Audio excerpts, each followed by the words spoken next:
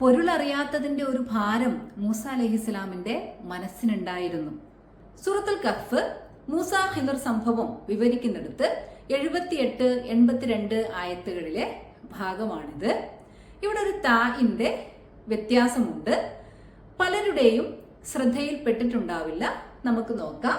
78ാമത്തെ ആയത്തില് മാലം തെസ്തത്ത് എന്നാണ് വാക്ക്. ഒരു താ അധികമുണ്ട്. 82ല് മാലം തെസ്ത് എന്നാണ്. ഒരു താഇന്റെ കുറവുണ്ട്. അതായത് ആദ്യത്തേത് താ, സീൻ, വീണ്ടും താ, അത് കഴിഞ്ഞ് താ, പിന്നെ ഐൻ. രണ്ടാമത്തേത് താ, സീൻ, പിന്നെ ആരില്ല? ഈ താ ഇവിടെ ഇല്ല.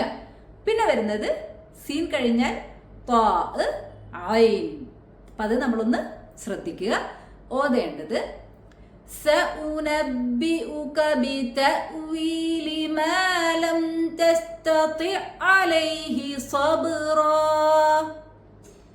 82 ذلك تأويل ما لم تستطع عليه صبرا. ഇതിന്റെ കാരണമായിട്ട് പണ്ഡിതന്മാർ നൽകുന്ന വിശദീകരണം മൂസ ഖിദർ സംഭവം ഖദറുമായി ബന്ധപ്പെട്ടതാണ്. ഖദർ നിഗൂഢതകൾ നിറഞ്ഞതാണ്. ആ യാത്രയിൽ പല സംഭവങ്ങളും നടക്കും.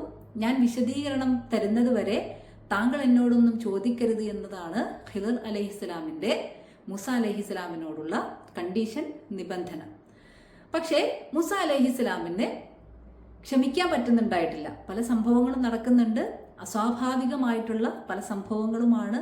അപ്പം അതിന്റെ പൊരുൾ അറിയാതിരുന്നപ്പോൾ മൂസ അലൈഹിസ്സലാമിന്റെ മനസ്സിങ്ങനെ ഭാരമാണ്. അതായത് പൊരുൾ അറിയാത്തതിന്റെ ഭാരം, അല്ലെങ്കിൽ അതിങ്ങനെ തിങ്ങി നിറയുന്നുണ്ടായിരുന്നു. ആ അവസ്ഥയാണ് ആദ്യത്തെ താ.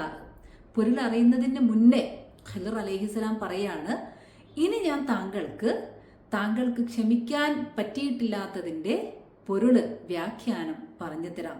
അപ്പൊ ആ സമയം പൊരുൾ അറിയാത്തത് കൊണ്ട് ഇങ്ങനെ വിങ്ങി നിൽക്കുകയാണ്.